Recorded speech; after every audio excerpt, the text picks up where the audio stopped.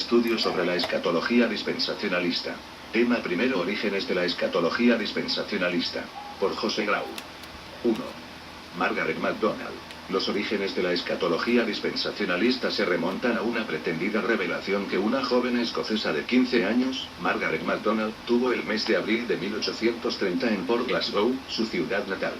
Según esta revelación, la segunda venida de Cristo tendría lugar en dos etapas. La primera, para recoger a un grupo selecto de creyentes, que sería arrebatado al cielo para ir al encuentro del Señor antes de la aparición del Anticristo, antes de la gran tribulación. Un amigo de la familia, R. Norton, escribió el relato de la visión, insistiendo en que era la primera vez que alguien dividiese en dos la segunda venida. Estos escritos han estado fuera de la circulación durante mucho tiempo, hasta que la labor infatigable de investigadores como David Pearson dio su fruto con el hallazgo de los documentos que prueban de modo irrefutable el verdadero origen de lo que constituye el núcleo mismo del dispensacionalismo, el arrebatamiento secreto de la Iglesia, para dar paso al cumplimiento final de todas las profecías relativas a Israel. 2. John Darby. Las visiones de Margaret MacDonald fueron notorias en toda Escocia, y muy especialmente entre los grupos interesados en los fenómenos carismáticos que allí se manifestaban. Entre los visitantes de Port Glasgow se hallaba John Darby, el fundador de los Hermanos Cerrados, aunque por entonces no se había separado todavía de otros dirigentes de las asambleas tales como Newton, Chapman y Tregelles, quienes diferían de él en varias cosas, entre ellas los nuevos conceptos escatológicos, los cuales llegaron, sin embargo, a alcanzar luego un enorme grado de penetración en los hermanos. 3. Expansión de la nueva doctrina. Los primeros partidarios del pretribulacionismo, punto que, juntamente con el paréntesis entre la semana 69 y la 70 de Daniel, constituye la premisa básica del dispensacionalismo, solían llamarlo una nueva doctrina. Como escribe David Pearson, los partidarios del punto de vista pretribulacional no pueden nombrar ni siquiera a una sola persona que, desde los tiempos de Jesucristo hasta el año 1830, hubiese enseñado tal doctrina. SWMKL existe un marcado contraste entre la rapidez con que este nuevo esquema profético se impuso entre los hermanos de Inglaterra y USA, como lo había hecho bajo los auspicios de la llamada Iglesia Apostólica, y la oposición que al principio halló de hombres tan piadosos y eruditos como Newton, Tregelles y Muller. Este último dijo: llegó un día en que tenía que tomar una decisión. O bien me apartaba de la Biblia, o me alejaba de Darby. Escogí quedarme con mi preciosa Biblia. Y en un editorial del número de julio de 1972 de la revista evangélica británica The Witness podía leerse lo siguiente: lo que nos llama la atención sorprendentemente es la ligereza con que doctrinas totalmente desconocidas antes de Darby fuesen tan ampliamente aceptadas y consideradas como casi fundamentales para la fe cristiana. Sin duda, desde el principio hubo muchos hombres de influencia que disintieron de Darby. Baste mencionar tan solo a B.W. Newton o a R. Chapman, para demostrar que aún había muchos, que sostenían otros puntos de vista diferentes sobre la profecía. Si no hubiese sido por la dominante personalidad de Darby y sus dotes oratorias, los otros puntos de vista hubieran coexistido al lado de los de Darby. El resultado hubiese sido una menor intolerancia en relación con las opiniones distintas de las popularizadas por Darby. El hecho es que el propio Darby vaciló, al principio, antes de tragarse el esquema que luego impuso tan tenazmente a los demás. Pero, vencidas sus propias dudas, se aferró a la idea de que el Evangelio de Mateo era judío y de carácter dispensacional. Por fortuna, hoy en día, un número creciente de pensadores entre los hermanos de las asambleas se sienten con libertad para sustentar otras opiniones proféticas muy distintas de las de Darby, sin el temor de ser tildados de herejes. Estaría pensando el editorialista de The Witness en el profesor F. Bruce de Manchester, uno de los eruditos bíblicos más importantes de nuestro siglo, que pertenece a las asambleas de hermanos y que es amilenial en su escatología. O pensaba quizás en otros, como Ellison y tantos otros miembros de las asambleas que han dejado de ser dispensacionalistas al profundizar más en el estudio de la Biblia. En la sección Answers to Questions de la revista de los hermanos en Gran Bretaña de Harvester, de abril de 1964, le preguntaron a F. Bruce si hay algún soporte bíblico para la idea de un arrebatamiento secreto de la Iglesia, a lo que contestó, muy a la inglesa: quizá lo haya, pero aún no lo he encontrado. Y en otra ocasión el mismo Bruce manifestó que la influencia combinada de Darby y Scofield no ha sido para bien en el movimiento de los hermanos. Hay muchos hermanos, precisó, que no son ni futuristas ni dispensacionalistas. Si uno acaba con el dispensacionalismo, acaba con la Biblia Scofield, y en el número de mayo de 1976 pudimos leer en D.R. Webster: nunca sabremos cuánto ha dañado, tanto como ha podido ayudar, la Biblia Scofield a las asambleas. Otro de los que han abandonado la interpretación pretribulacional es O.J. Smith, de la famosa Iglesia del Pueblo de Toronto, Canadá, quien en un folleto publicado Tribulation or Rapture, Which, escribe: ahora, después de muchos años de estudio y oración, estoy absolutamente convencido de que no habrá tal cosa como un arrebatamiento secreto de la Iglesia antes de la tribulación, sino que, por el contrario, la Iglesia es llamada a enfrentarse con el Anticristo, y que Cristo vendrá al final, y no al comienzo, de este terrible periodo. Yo creí en otro tiempo en la teoría pretribulacional. Fui enseñado en ella a través del libro de W. Blackstone Jesús viene, de la Biblia Scofield, de las conferencias proféticas y de ciertos institutos bíblicos. Pero cuando comencé a escudriñar las escrituras por mí mismo, llegué al convencimiento de que no hay un solo versículo en toda la Biblia para defender la teoría pretribulacional. Al contrario, la enseñanza uniforme de la palabra de Dios aboga por una postura postribulacional. 4. Las investigaciones de David Pearson. David Pearson, en su libro The Incredible Cover-Up, recoge el resultado de sus investigaciones sobre las fuentes del dispensacionalismo. De dicho libro ha escrito el ya citado profesor F. Bruce. Se trata de un valioso y chispeante relato, que los estudiantes de la interpretación profética en el siglo XIX deberán considerar seriamente. J. B. Paine ha manifestado también: es el estudio más profundo a nuestra disposición, acerca de los orígenes históricos del pretribulacionismo, y la ya mencionada publicación de Witness, una de las revistas más antiguas de los hermanos de Inglaterra, tuvo que admitir en 1974, al comentar el libro de Pearson, consigue establecer, con éxito, la prueba de que el punto de vista en cuestión fue primeramente propuesto por una tal Margaret MacDonald. Además de haber investigado en los archivos de Inglaterra y Escocia, y haber escrito el libro definitivo sobre los orígenes del dispensacionalismo, Pearson afirma: dispongo de una lista de graduados del seminario de Dallas, el único seminario del mundo donde se enseñaba la interpretación dispensacionalista de la Biblia, que ahora son postribulacionistas. Uno de ellos es presidente de otro seminario. Recibo constantemente cartas de pastores que estudiaron en centros pretribulacionistas y que luego adoptaron diferentes puntos de vista. Recientemente, un pastor de Virginia me escribió en estos términos: como graduado del Philadelphia College of Bible, acepté el arrebatamiento pretribulacional, pero a lo largo de estos años de estudio de las Escrituras he llegado a darme cuenta de que no existe base alguna en la Biblia para semejante teoría. En el presente estudio nos servimos del libro de Pearson, con quien hemos mantenido además una interesante correspondencia sobre el tema. No obstante, hemos querido ampliar la perspectiva de nuestro trabajo remontándonos a la prehistoria del movimiento, o movimientos, que dio lugar, en el transcurso del tiempo, a lo que hoy se conoce como las características de la interpretación profética dispensacional. 5. ¿Tiene el dispensacionalismo una especie de prehistoria?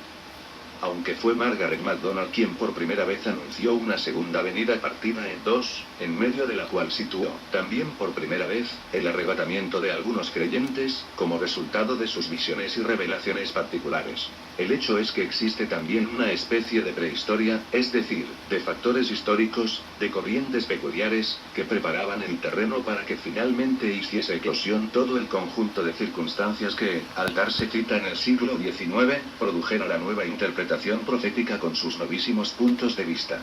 Los religiosos condicionamientos de aquella época parecen haber hecho necesarias para algunos, entre ellos Darby, las nuevas ideas. El futurismo, el sionismo, el sectarismo de Darby en lo tocante a eclesiología, etc., todo ello coadyuvó al alumbramiento de la nueva escuela en PRT Glasgow en abril de 1830, y a su presentación pública en las conferencias de Powerscourt a cargo de Darby, pocos años después. Esta casi necesidad que se le imponía a Darby, dado su peculiar talante y las corrientes que le empujaban, explica que, a pesar de la animadversión que sentía contra la llamada Iglesia Apostólica, acabara aceptando lo que esta Iglesia bendecía y propugnaba, las revelaciones de la MacDonald, y también explica su posterior silencio acerca de las fuentes en que había ido a buscar los primeros elementos de la estructura que estaba componiendo.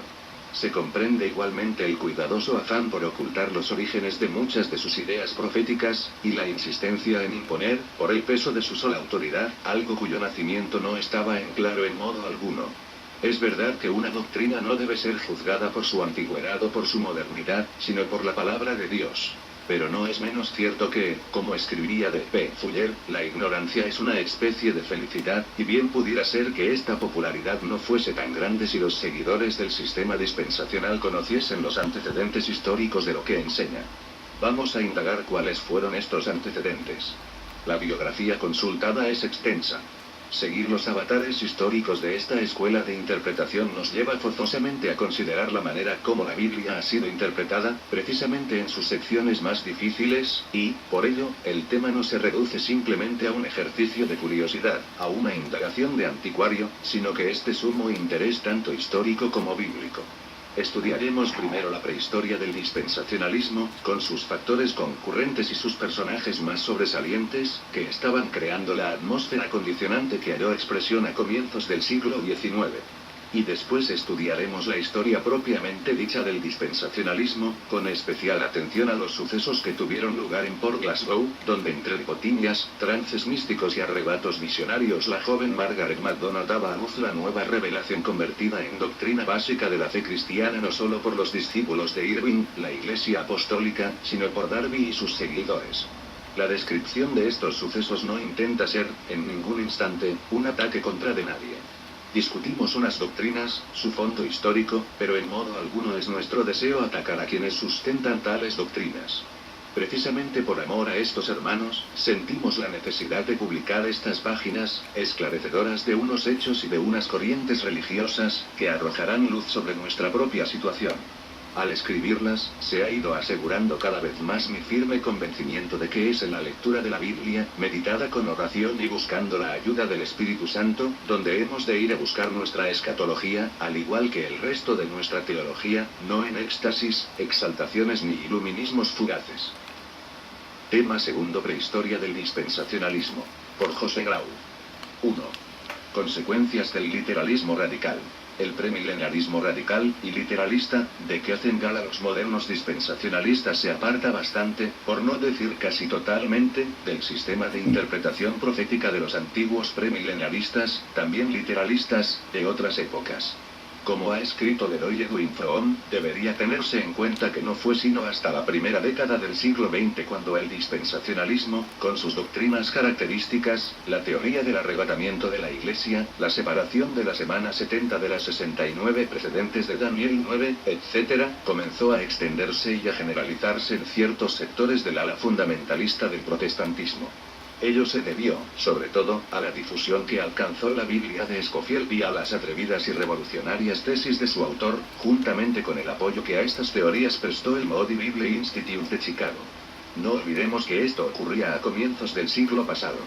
Con ellos se produjo un énfasis muy distinto del que había prevalecido en las primeras confesiones proféticas del siglo XIX. Los literalistas de comienzos del siglo XIX sostenían, en efecto, el punto de vista histórico de interpretación profética. Creían que el cumplimiento de las varias profecías bíblicas cubría todo el período de la historia de la Iglesia. Por otra parte, este había sido siempre el punto de vista tradicional del protestantismo, así como de los primeros siglos de la Iglesia. La Iglesia primitiva, en efecto, era historicista. La interpretación futurista, tanto como la retrospectiva al pretérito, fue introducida por los jesuitas en la época de la Contrarreforma, como veremos luego más extensamente. Como suele pasar en momentos de polémica, los literalistas, empeñados en combatir lo que ellos consideraban extrema espiritualización interpretativa del posmileniarismo, en auge durante el siglo XVIII y parte del XIX, cayeron en extremos opuestos y radicales. Su literalismo, exagerado por mor de la discusión, tenía que conducir, a la larga, al futurismo. Si a ello se añade la introducción, en muchos sectores, de la mentalidad talmúdica, sionista, de interpretación, tenemos ya los factores básicos de la escatología dispensacionalista. La espera de un cumplimiento literal, terreno, de las profecías mesiánicas en una nación hebrea restaurada, condujo al milenarismo judaizante, que tanta aceptación tiene hoy entre un buen número de cristianos. El énfasis en la restauración y conversión de los judíos, en conexión con la segunda venida de Cristo, llegó a ser una característica de los literalistas, en general. Ver, por ejemplo, esperaba una nación judía restaurada y preeminente, con hegemonía absoluta sobre las demás durante el milenio. Entonces sería reconstruido el templo de Jerusalén de acuerdo con la visión de Ezequiel, y serían restaurados también los antiguos sacrificios levíticos de manera conmemorativa. El resto de las naciones haría una peregrinación anual con motivo de la fiesta de los tabernáculos. Los posmilenialistas de aquel entonces, por el contrario, esperaban la conversión de los judíos sobre la misma base que los gentiles, es decir, mediante los métodos ordinarios de evangelización. El concepto de un reino judío revivido llegó, más y más, al futurismo. Pero, insistimos, el futurismo representa una clase de premilenialismo totalmente diferente del que sostenían los antiguos literalistas. 2. Los factores concurrentes. Los factores que concurrieron en el nacimiento y expansión del dispensacionalismo son varios y diferentes. A través del movimiento catolizante de Oxford, cobró importancia dentro de las filas del anglicanismo la interpretación futurista de la profecía, sostenida en el siglo XVI por los jesuitas. Del anglicanismo pasó a ciertos clérigos que abandonaron la Iglesia establecida inglesa, y a un buen número de disidentes o inconformistas, influidos por el judaísmo que les atraía. Además, Irving, y el movimiento que tomó su nombre, dio el visto bueno a cuantos pretendieron haber recibido revelaciones celestiales para las innovaciones exegéticas y hermenéuticas que desembocaron en el moderno dispensacionalismo. Y, por extraño que parezca, el deseo de vindicar para los judíos según la carne las profecías mesiánicas, condujo a puntos de vista que arrebataron a la Iglesia la mayor parte de la Escritura, entregando al pueblo judío toda la esperanza profética y tomando prestado de los jesuitas el sistema de interpretación del Apocalipsis que estos habían utilizado para enfrentarse a Lutero, Calvino y los demás reformadores. Para mayor paradoja, la hermenéutica futurista apenas si es aceptada hoy por ningún comentarista católico romano. Tema tercero: características del dispensacionalismo actual, por José Grau. 1. Un futurismo sui generis. El premilenarismo dispensacionalista moderno, tan diferente del premilenarismo inmediatamente anterior, es fundamentalmente un futurismo sui generis, caracterizado por la teoría del paréntesis de la Iglesia, con las 69 semanas de Daniel desvinculadas de la última semana, un anticristo futuro, un reino judío con el santuario y los sacrificios judíos restaurados, y una dominación política judía mundial. Todo ello acompañado del gobierno de Cristo desde Jerusalén sobre millones de seres humanos que interiormente no serán convertidos, pero que prestarán acatamiento externo. Genuinamente dispensacionalistas son, asimismo, los siguientes rasgos. Pretribulacionismo, con el arrebatamiento secreto de la Iglesia, el pueblo del paréntesis, y una segunda venida dividida en dos partes. Lo que lleva prácticamente a la creencia de una tercera venida. Además, la Biblia tiene que ser dividida en varios compartimentos dispensacionales, y estudiada de tal manera que los cristianos sepan con certeza las porciones que son para ellos, la Iglesia, y las que son para Israel y que constituyen la mayor parte. En el plano ético se da un antinomianismo latente y siempre amenazante. Este es el sistema de doctrina promulgado por las últimas conferencias proféticas celebradas en Estados Unidos a comienzos del siglo XX, y también por algunos institutos bíblicos. 2. El paréntesis de la Iglesia. De todas estas características la más sobresaliente es la llamada el paréntesis de la Iglesia, conocido vulgarmente como la gap theory, según la cual todos los pasajes proféticos de la Escritura saltan por encima de la dispensación cristiana sin afectarla en lo más mínimo, dado que dicha dispensación, en el período entre la cruz y la futura y venida secreta del Señor en el arrebatamiento de la Iglesia, constituye un paréntesis en los planes de Dios. Paréntesis que rompe la conexión entre la semana 69 y la semana 70 de Daniel 9. Así, H.A. Ironside dice: en el momento en que el Mesías murió en la cruz, el reloj profético se detuvo. Ni un solo tic se ha oído de dicho reloj, ni un solo movimiento de las manecillas en 19 siglos. No volverá a funcionar de nuevo hasta que toda la presente era haya llegado a su fin, e Israel, una vez más, sea tomado por Dios. Escofiel, por su parte, escribe: la profecía no se interesa en la historia como tal, sino solamente en cuanto a la relación que ella pueda tener con Israel y la Tierra Santa. De ahí que consideren al libro de Apocalipsis como una obra que solo tiene que ver con el tiempo que seguirá a la supuesta tribulación, en la que no habrá de participar la Iglesia, la cual ya habrá sido arrebatada invisiblemente a los cielos, al tiempo del fin, que durará, en su opinión, unos 7 años o más, y que media entre la dispensación cristiana y el milenio. Entonces las profecías mesiánicas y grandes porciones del Nuevo Testamento, como los evangelios sinópticos, se aplicarán a los judíos que vivirán en el reino milenial judaico. 3. Las novedades del actual premilenialismo dispensacionalista.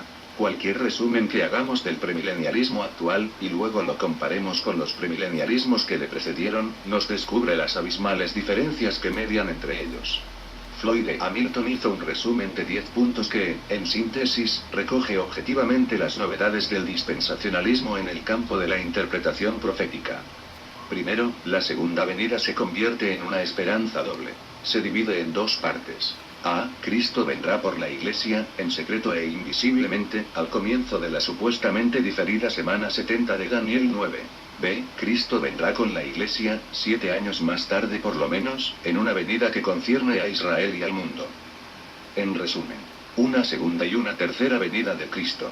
Segundo, en la resurrección de los justos de todas las edades, los redimidos que estén vivos serán arrebatados para subir a estar con Cristo y participar en las bodas del Cordero durante 7 años. La mayoría de autores dispensacionalistas sostiene que este arrebatamiento será en secreto. Tercero, la Iglesia escapará a la gran tribulación que sobrevendrá bajo la égida del Anticristo. Unos pocos dispensacionalistas creen que la Iglesia tendrá que pasar también por esta tribulación final. Son postribulacionistas, siendo arrebatada arriba luego. Cuarto, el Espíritu Santo será quitado del mundo en la segunda venida, es decir, en el momento del arrebatamiento. Entonces los judíos que moren en Palestina seguirán en incredulidad, aunque un remanente permanecerá fiel al Señor y predicará el Evangelio del Reino, no el Evangelio de la era cristiana. Scofield llega a enumerar hasta 4 evangelios, o 4 formas del Evangelio, en su Biblia, nota Apocalipsis 14:6, durante la segunda mitad de aquella semana. Quinto, después de los 7 años los mártires de dicha tribulación serán resucitados, ellos no forman, sin embargo, parte de la Iglesia. Sexto, se librará la batalla de Armagedón, en la que se enfrentarán los creyentes gentiles en contra del Anticristo y sus huestes. Cristo aparecerá con su Iglesia, hará el juicio para separar las ovejas de los cabritos, sobre la base del trato que las naciones hayan dado a los hermanos de Cristo, los judíos, según los dispensacionalistas. Entonces el remanente vivo y las naciones gentiles inaugurarán el milenio con cuerpos no glorificados. Séptimo, los judíos mirarán a Cristo y serán salvos. También ellos entrarán en el milenio con cuerpos no glorificados. Octavo, durante 1000 años el reino pertenecerá a los judíos, y serán ellos quienes dispondrán de toda autoridad y poder en la tierra, ejerciendo una hegemonía total sobre todos los pueblos. El templo será reconstruido, y los sacrificios levíticos restaurados de nuevo en Jerusalén. El pecado será castigado con mano firme. Habrá una reprensión simbolizada por el látigo de hierro que define la normativa con la que serán regidas las naciones. Noveno, Satán, que había sido atado al término de los 7 años, será desatado al final del milenio. Reunirá a los pueblos para la rebelión final, pero será destruido por fuego. Viene luego el juicio del gran trono blanco y el establecimiento del reino eterno. Décimo, la relación entre la Iglesia glorificada y la tierra no queda clara, pues han existido gran diversidad de opiniones. Algunos dicen que la Iglesia participará en el milenio, pero la mayoría se inclina por creer que su hogar está en los cielos, aunque puede hacer visitas a la tierra. 4. El milenio dispensacionalista será un reino judío. En el esquema que precede es evidente que los judíos ocupan un lugar prominente. Todas las profecías les tienen por objetivo. El milenio será un reino judío. Lo que tienen que pasarles a ellos es lo que ocupan mayormente a los profetas y a las porciones proféticas del Antiguo Testamento, así como la mayor parte de los evangelios y otros escritos nuevotestamentarios. Si hacemos la cuenta, nos percatamos de que, según el esquema dispensacional, hay más páginas bíblicas para los hebreos que para la Iglesia cristiana. Pero el caso es que, según este sistema, ni siquiera los judíos que vivan en el milenio serán regenerados. En fin de cuentas, todo ello es el resultado de un literalismo extremo en conexión con el reino judío, identificado con el reino del Mesías. La Iglesia es, siempre, un capítulo aparte. C.C. Rirrie afirma. Y lo que hace a la Iglesia distinta, y no un Israel espiritual y los redimidos en el cuerpo de Cristo, la Iglesia de esta dispensación, son la continuación de la línea de redimidos de otras edades, pero forman un cuerpo distinto de la Sion celestial. Rirrie cita seguidamente Hebreos 12, 22, 24, que, bien leído y a tenor de una exégesis sería, dice precisamente lo contrario de lo que él pretende afirmar en su defensa del dispensacionalismo. Pero, en esto como casi en todo, Rirrie sigue a Scofield. Tal vez el lector, como yo, no había pensado nunca que Dios pudiera hacer tales discriminaciones, o muros de separación, en la eternidad. Para mí, tal idea es del todo inaceptable. Pero veamos qué es lo que afirma el mismo autor. Si el énfasis dispensacionalista en la distintividad de la Iglesia parece resultar en una dicotomía, dejémosle estar en pie mientras sea resultado de una interpretación liberal. En otras palabras, la interpretación literalista lo justifica todo. Al literalismo le está permitido todo, aunque llegue a conclusiones que chocan con la analogía de la fe y el consenso general del mensaje bíblico. Mas, como ya indicamos, todos estos elementos genuinamente dispensacionalistas de la nueva manera de interpretar las profecías se apoyan, sobre todo, en una visión futurista del cumplimiento profético. Es decir, los grandes eventos profetizados se cumplirán al final, sin excepciones. Todo es para el final, luego que la Iglesia haya desaparecido del escenario terrestre. En el esquema de los jesuitas Rivera, Bellarmino y Lacunza, que sirvió a la Contrarreforma y que los dispensacionalistas toman prestados de ellos.